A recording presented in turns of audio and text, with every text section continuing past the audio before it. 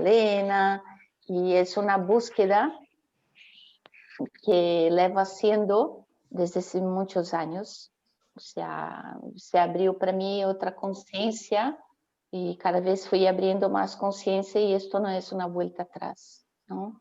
Entonces, quien realmente siente todo esto ya no vuelve. Entonces, hoy digo que soy una de aquellas que sostiene el Santo Grial, que es el conocimiento. Entonces, para hablar de los esenios, he buscado dar un contexto hoy, porque es como a mí me gustaría haber aprendido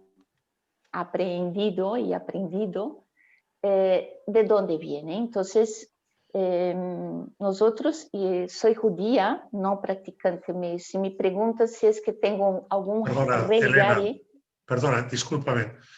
Son las 7 en punto, te hago una breve presentación y puedes empezar la exposición. Perdón, No. Yo aquí hablando. No, se ha sido muy agradable. Un segundo. Ai. Bueno, bona tarda a tothom. Avui tornem a tenir la nostra amiga i benvolguda Elena Gerenstadt, que a part de les interessantíssimes conferències que ens ha fet amb anterioritat sobre el joc de l'oca, avui ens parlarà d'un altre dels seus temes que coneix millor, que és la història o una introducció a la història i maneres de fer dels escenis. Els escenis ja ens explicarà ella què eren, però jo ara tan sols faig una breu presentació de la Elena Gerenstadt. És historiadora, investigadora, terapeuta holística i treballa amb la numerologia, l'astrologia, és coach i també amb la radiestèsia. És escriptora i té diversos llibres publicats, com Avalon i el Graal, el joc iniciàtic de l'oca i els laberints, que són els camins per la llibertat de consciència, la saviesa dels àngels, etc. I sense més presentacions, passo directament la paraula a l'Elena Gerenstadt. Moltes gràcies. Muchas gracias. Bueno, buenas tardes nuevamente. Sin darme cuenta ya estaba hablando aquí un poco. Perdona de no poder hablar el catalán, pero hoy nuestra charla es sobre los diseños. Entonces, he buscado el mejor camino dentro de mi forma de pensar para presentaros. Yo soy judía, he vivido en Israel. Entonces, justamente para conociendo un poco de cómo es la cultura de hoy, cómo era de mi familia, de mis ancestros, he buscado un poco más. Yo creo que siempre hay que ir un poco más para entender de dónde surgen. Bueno, y entonces los libros inspirados que nosotros tenemos aquí en el occidente, ellos vienen de 3 culturas, la egipcia, la judía y la griega. Entonces tenemos el mundo de los mitos, el mundo egipcio que casi que se pierde ya, y tenemos toda una historia de un libro inspirado llamado Biblia, de que cuenta una historia y es una visión. Eso. Pero yo tengo que decir esto, es que vamos a chocar con algunas cositas que parecen que estamos hablando de algo que no está bien, pero no. Todo empieza, de lo que nosotros sabemos, por un personaje llamado Moisés. Moisés, él cayó en lo que era el inevitable. Todos los niños son perseguidos por el faraón. Moisés es colocado en el agua y entonces el agua le lleva justamente en la casa del faraón. Y entonces nosotros podemos hacer hasta pequeñas reflexiones, como es importante ver en las construcciones de la iglesia que lo primero que tienes allí es el agua. Porque todo esto que estoy diciendo hace parte de la psicología esenia para tener un cuerpo sano, para tener una aura sana, para poder tener poderes de sanación con las fuerzas de la naturaleza. Entonces el agua es el principal trabajo de los esenios. Moisés pasa 40 años junto a los faraones, junto a la casa real, estudiando, y estudiaba en las escuelas de Amon-Ra, de Ra, de Ptah, de Nefertiti, yo qué sé, de todos los dioses, de Isis, de Osiris. Y en un determinado momento, depende de la literatura, él mata a alguien o él fere a alguien, nem voy a adentrar esto, pero él pasa un periodo de 40 años en el desierto. ¿Pero qué hace él 40 años en el desierto? Ah, está allí con las cabras. No.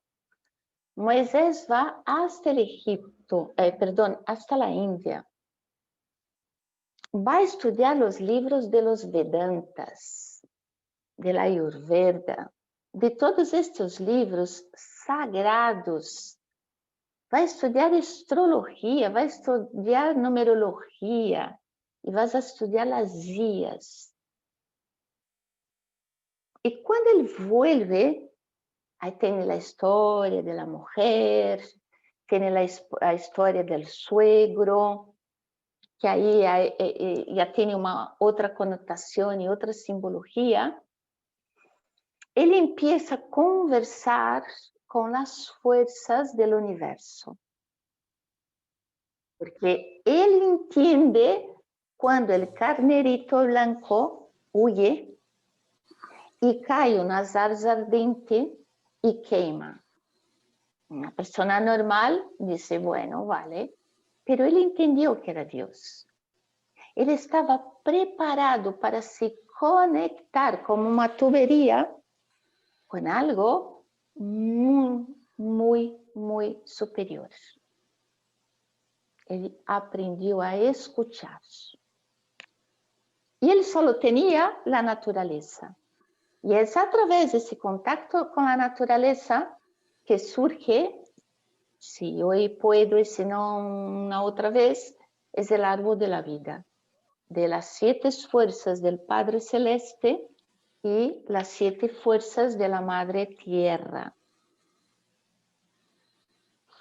Entonces Moisés recibe de Dios el bastón. Tu propósito es ir allá y sacar los 600.000 judíos que tienen presos en cautivos en el Egipto. Eso no ha pasado en 7 días. Las 7 plagas no pasaron en 7 días. Esto fueron años. Porque como él sabía la astrología, él sabía exactamente cuando cada cosa se iba a dar. Y él esperaba. Iba doutrinando el pueblo, que en este momento ya estaba totalmente, como llaman en el judaísmo, gentío. Ya estaba pagano. Había una minoría de judíos que todavía intentaban seguir las reglas. Pero ya se habían incorporado en el mundo egipcio. Entonces, Moisés, con su bastón que él nunca suelta, que es el propósito de vida, consigue ya en la exhaustión que el faraón liberase los judíos. Y ya cuando estaba en mitad del camino, el faraón se arrepintió. Dice, no, voy detrás de ellos. Pero ya en el contaje, Moisés sabía exactamente cuándo habría una luna minguante para abrir el mar. Todo hay un porqué. La Biblia es un código. Os digo, es un código. ocurrió algo muy especial. Conforme salían los judíos, que estaban los fariseos, los señores de la ley, estaban los saduceos, que tenían el dinero, salieron también muchos gentios, muchos niños que no tenían ni padre ni madre, muchos de una pobreza muy grande, y salieron lo que llamaban en el entonces de nazuritas, que eran hombres que ya eran terapeutas y que sanaban con las manos, tenían el pelo largo, eran hombres muy silenciosos. Y dentro este grupo de nazuritas había un niño que era órfano y Moisés era conhecido como el que más adoptaba a los niños, y este niño se llamaba Essen, Essen, con 2 S's, Essen. Y Essen, quizá un poco más empático, se quedó el tiempo todo al lado de Moisés. Y Moisés le enseñó la cosa más importante que un hombre tiene que tener en la vida: a saber leer y a saber escribir. El hombre tiene que tener cultura, porque él tiene que pensar por sí mismo. Él tiene que abandonar el faraón que vive detrás de sí. Ese es el conocimiento más hermético. Y él va pasando este conocimiento y ese va anotando. Y ahí pasan 40 años en el desierto de nuevo. Y sube la montaña. Y se pasa 40 días en la montaña. Ay, este año de 40, de 4, está haciendo un aprendizaje de entender lo que es el 4. Y él recibe los mandamientos de Dios. Reparáis en las películas, él baja con 2 tablas, pero quebra una. En esta una tabla fue el conocimiento que no fue dado al pueblo, que son las comuniones escénicas. Fue lo que él aprendió durante los 40 años que también estuvo en el desierto. Las conexiones que se puede tener con el ángel de la sabiduría. ¿Quién es el ángel de la sabiduría? Para los esenios. Entonces, él vivió y fue pasando este conocimiento, y cuando él bajó, ¿qué había hecho el pueblo? Juntado todo el oro y de nuevo saludando al faraón. Como es difícil soltar el emperador que tenemos dentro de nosotros. Y Moisés quebra esa tabla.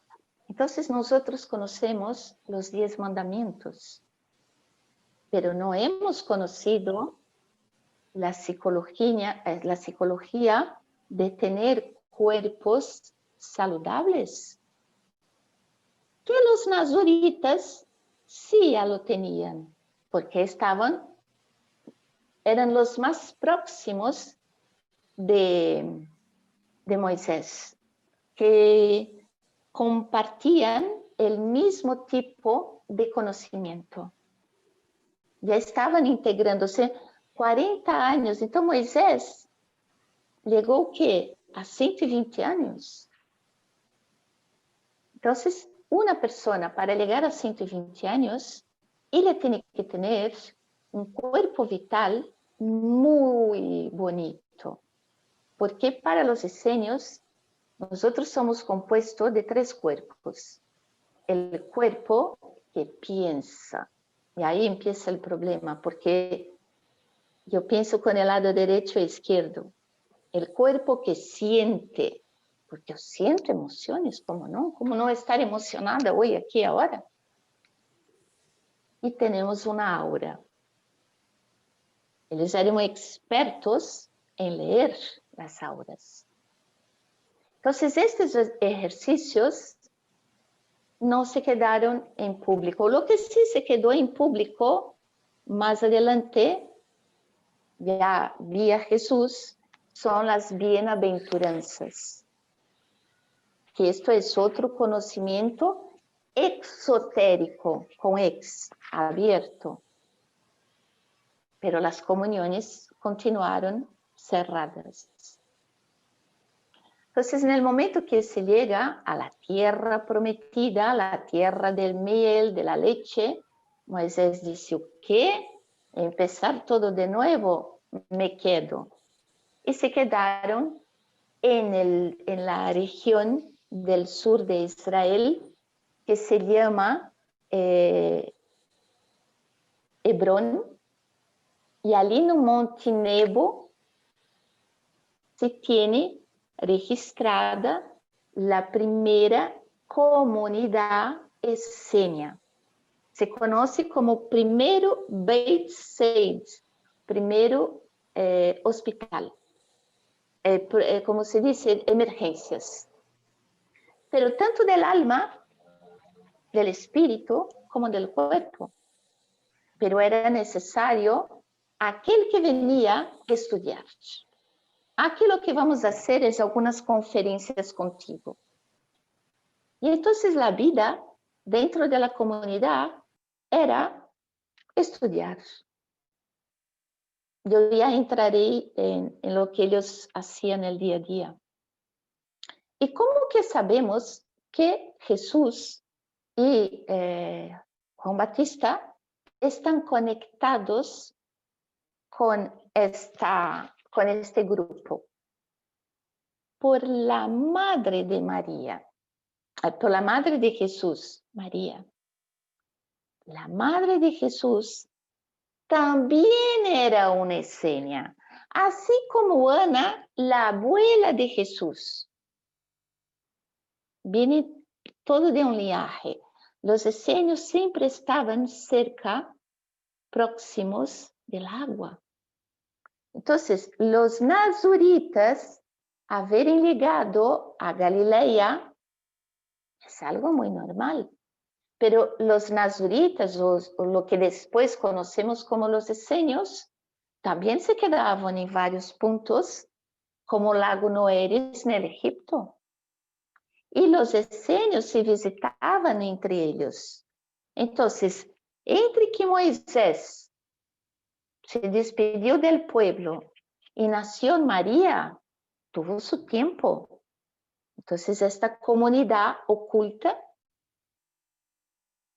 iba se comunicando, iba enseñando, no había distinción de hombres y mujeres. Y María, ella era uma esenia porque foi iniciada en el orden de saber escuchar la voz de Dios. Como Moisés entendió que era Dios. Así como Jesús. Entonces Jesús hablaba directo con Dios. Entonces, la primera cosa es la importancia de tenerse este cuerpo mental saludable. Para mantenerse saludable, estudiar, aprender. Y era como los esenios vivían en aquel entonces na caótica, en el caótico Oriente Medio, entre los babilônios, los caldeos, o sea, eles foram ligando em todos os lados. E no momento que Jesús já está vivo junto com Juan Batista se queda huérfano. E são os essênios do Monte Nebo que cuidam de Juan Batista, que ensinam a Juan Batista, pero que tenía un carácter fuerte. Él era el fuego. Él es el loco del tarot. No, esto no, de esta manera no. Tiene que ser un acuariano, yo qué sé. Pero Jesús no. Jesús tuvo una otra trayectoria. Jesús, él fue preparado por los más altos iniciados de este grupo de seños para decir lo que tenía que decir. Porque la palabra, como sale el sonido de nuestra boca, es lo que cura. Los esenios estaban preparados para sanear con la voz. Ellos eran conocidos como la voz de leche, la voz que cura. Va y diga que tu fe te ha curado, te ha sanado. Es la voz. Juan Batista tenía un tipo de voz, pero Jesús tenía otro tipo de voz. Y esto era lo que pasaba cuando los niños iniciaban esta, voy a llamar de orden, en esta orden, porque de los 3 a los 7 años, ellos eran solamente observados. Lo único que hacían era ser observados. Nadie les decía lo que estaba correcto, lo que estaba errado. Entonces, niños y niñas, muchas comunidades no gustaban que fuera mixta, entonces eran comunidades solo masculinas, pero algunas tenían mujeres. Y ellos observaban los niños. Y después que entendían, le daban una misión de vida. Usted va a coser el tejido de tal manera que no va a tener una sola costura. Tú vas a aprender a hacer una ropa sin costura. Entonces era como ellos aprendían, algunos, a lidiar con la ropa. O, por ejemplo, hacer sandalias. Lo único que ellos no hacían era matar un animal. Ellos podían trabajar con el cuero, pero ellos no mataban animales. Existe muchísima duda si comían carne o no carne, porque siempre me hacen esta pregunta. Yo voy a responder como Jesús. El importante es lo que sale por la boca. No lo sé. Es que no voy a entrar en esto porque no lo sé. He leído un montón, pero parece que en ningún libro esto era importante. Entonces los esenios, cuando el niño estaba preparado, ellos sabían. En el caso de Jesús, le pasó a los 7 años cuando fue a hablar en el templo de Jerusalén. Y ha dado una lección de moral, de ética y de moral a todos los fariseos y saduceos que estaban allí, los señores de la ley de los exclusivos. En aquel momento, en aquel entonces, es el pueblo escogido de Dios, que ya no tenía nada que ver con el conocimiento adquirido de Moisés. Ya había pasado su tiempo, ya casi una era. ¿Eh? Jesús es de la era de Piscis, Moisés a lo mejor es de la era de Aries. Estamos en eras diferentes, a lo mejor. Porque la Biblia mismo, ¿cuánto tiempo fue escrita antes de Cristo? Hago estas preguntas porque los esenios tenían todo este conocimiento y fueron ellos por detrás de Jesús sus profesores. Porque los judíos siempre, hasta hoy, esperan el Mesías. Yo he vivido en Israel. Hay una vez al año que todo el mundo pone bienvenido Mesías, que Mesías entre en sus casas. Pero para los esenios, el Mesías era Jesús. Es Jesús. Él era el ejemplo coherente de lo que hablaba y de lo que hacía, de lo que pensaba, de lo que estudiaba era el ejemplo de coherencia. Normalmente, todos los grandes profetas salieron de esta comunidad de esenios. Varios de los profetas eran esenios.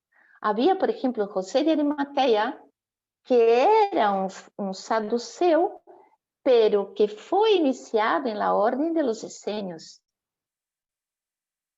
Entonces, para entrar en los... o te despojas de tus bienes, pero esto es no mirar para atrás. No es que tienes que donar todo lo que tienes. Es simplemente, ahora tendré una otra vida dedicada al estudio, en la reforma íntima. Tanto es que ellos tienen 7 o 8 grados y solamente con 33 años se era permitido sentar en la mesa comunal y comer con todos, porque tenía sus grados.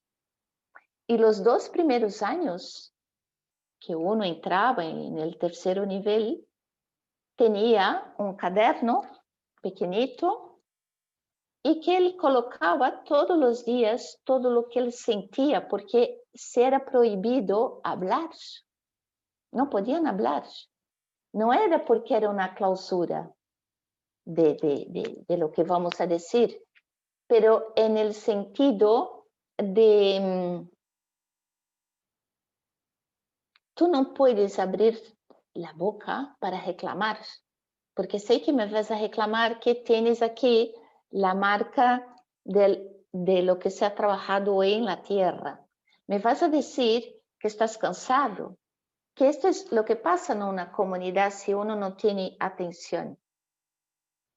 Siempre hay uno que reclama un poco, y ellos eran muy preocupados en esa cuestión, porque la voz es lo más importante. Entonces, Moisés se va al Monte Nebo, allí se crea la primera escuela, allí se crea todo un código de ética y moral de ellos, sus escuelas en varios locales. Sabemos que María, madre de Jesús, también era una esenia. Hay documentos en la Orden Rosa Cruz que, por lo visto, tienen estos papiros que hablan sobre esto. No los he visto, pero he leído libros de la Orden Rosa Cruz. Y entonces vemos un Jesús siendo iniciado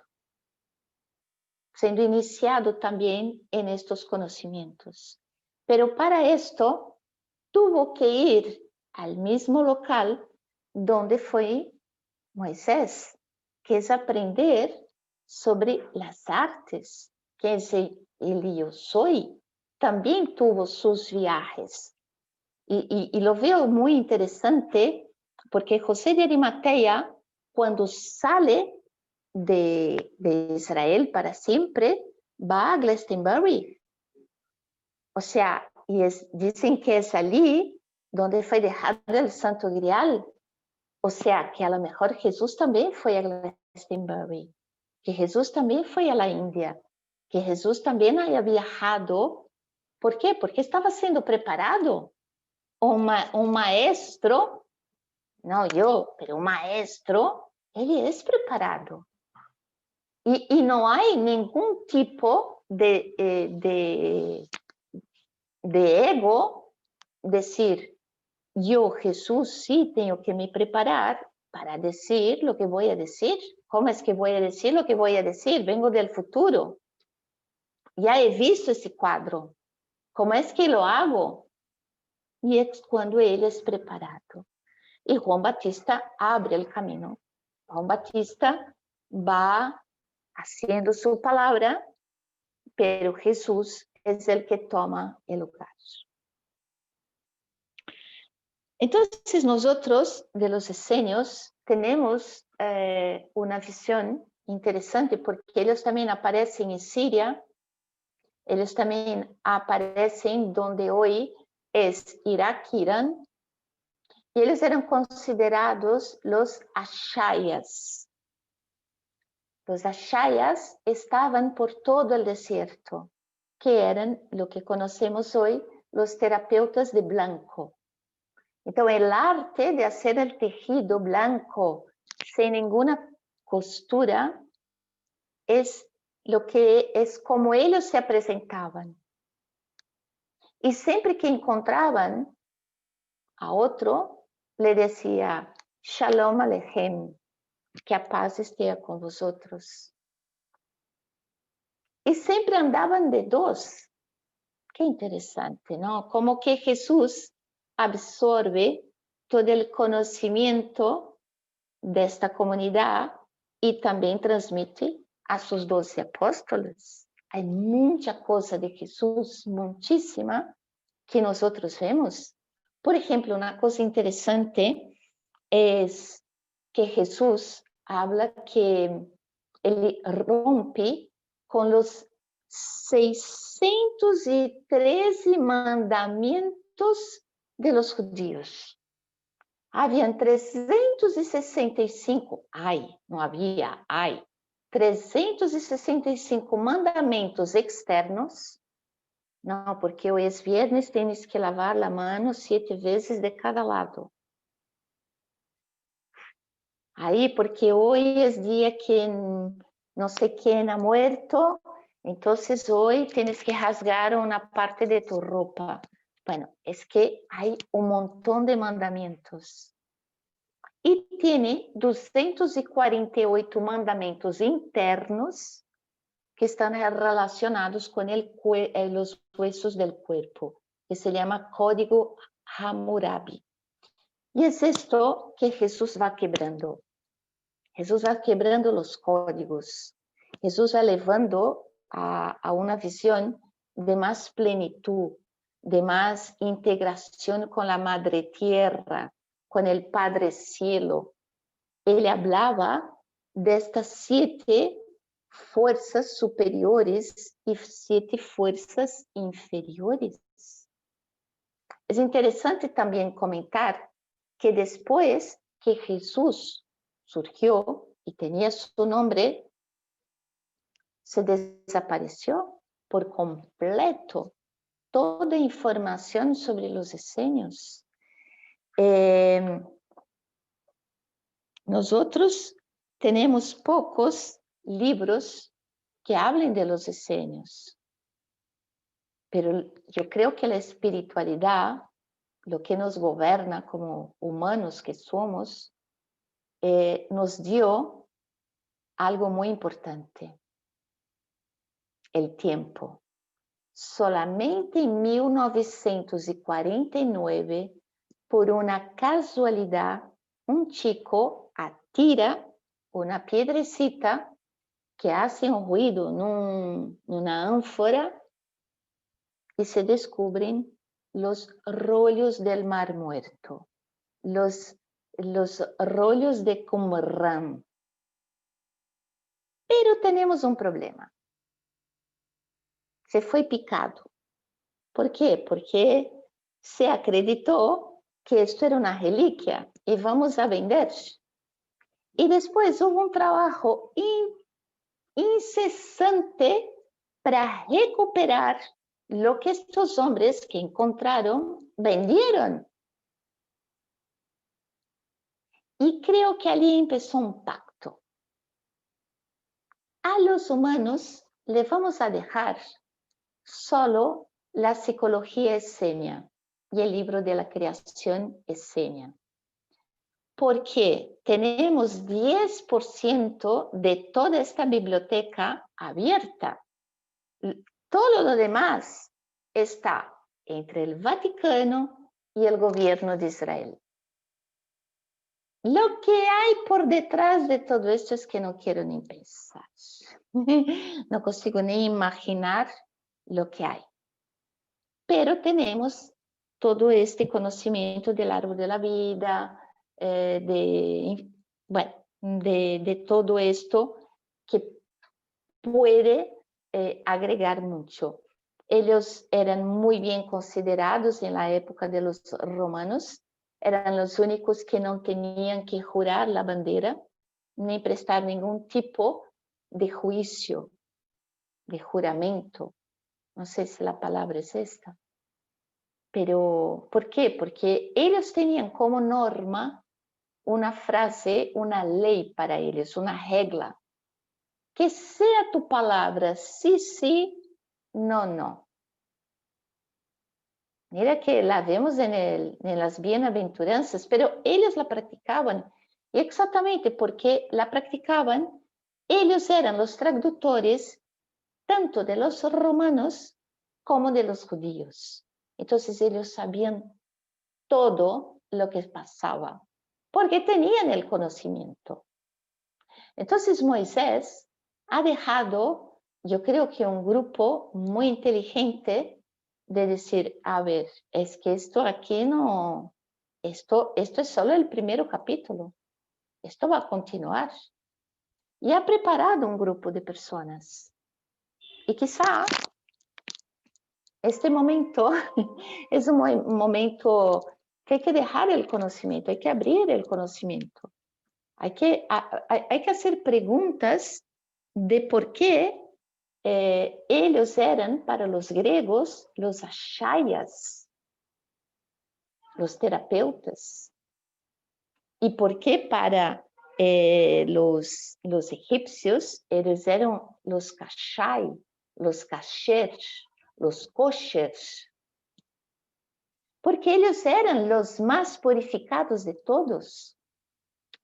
Porque se purificaban con el agua, con la palabra, con la sangre. Al final hay varias cosas, ¿no?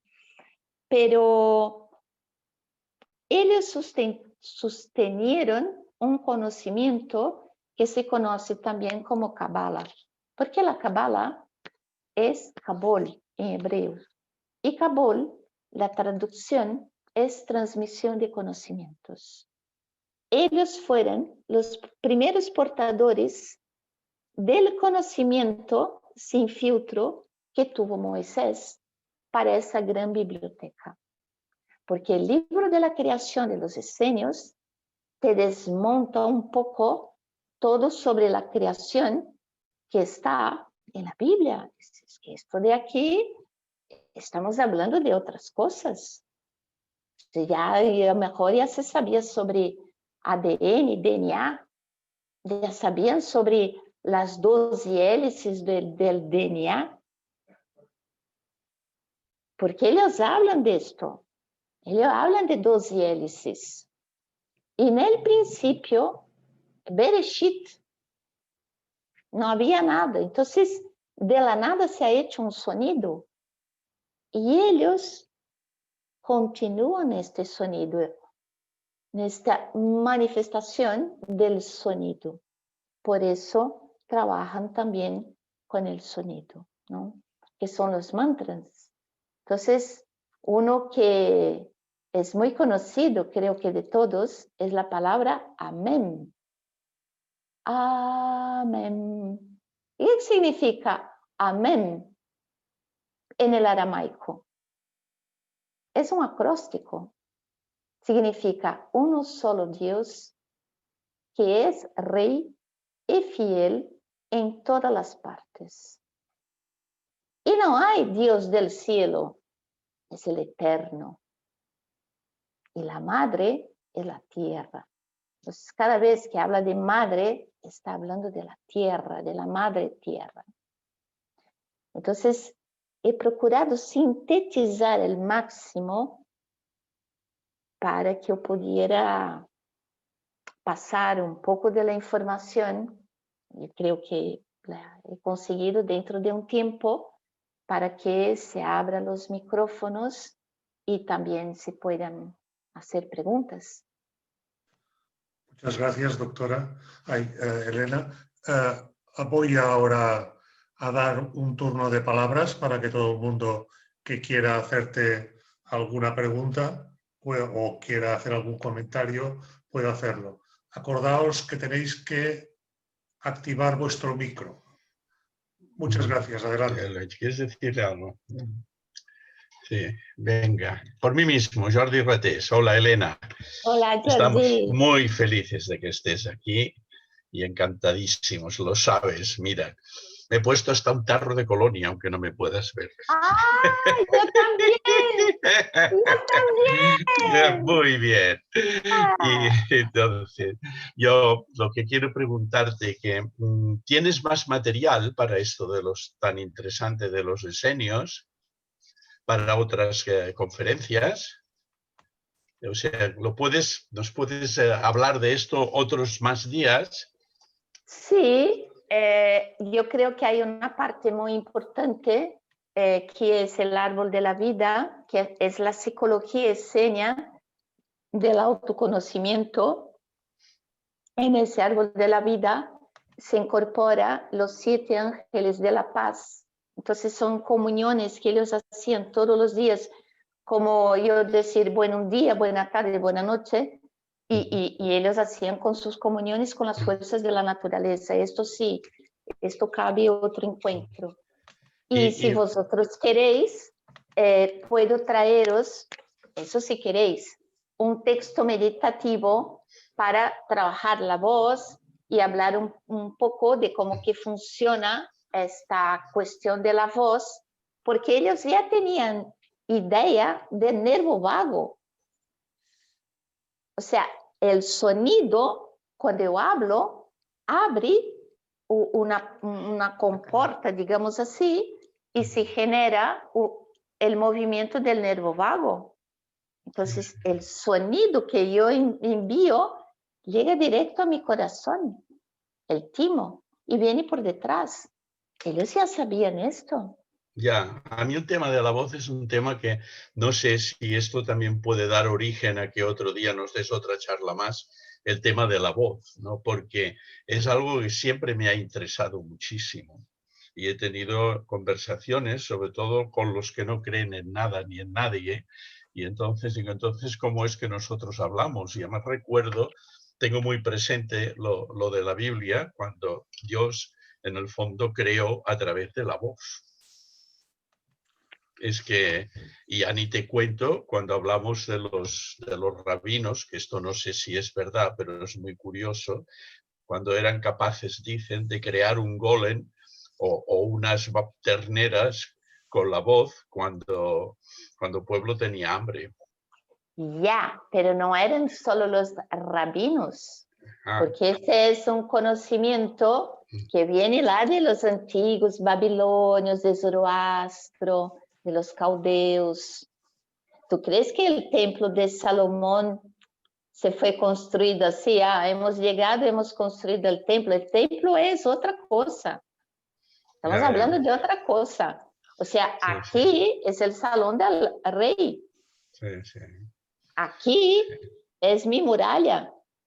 Entonces ellos trabajaban muy fuertemente estos 3 aspectos, pero ellos veían como centros de conciencia. Bueno, podemos, además yo creo que se une mucho todo esto hasta con los egipcios. Mira, no era cualquier uno que podía leer un hieroglifo. Él tenía que adivinar lo que era aquello. Entonces, para que ganaran la voz de leer, fue un paso gigante de la humanidad. Y eso es lo que yo me quedo muy triste, porque hemos perdido esa conexión, entender lo que estoy leyendo. Pero conmigo misma, ¿no? Sí.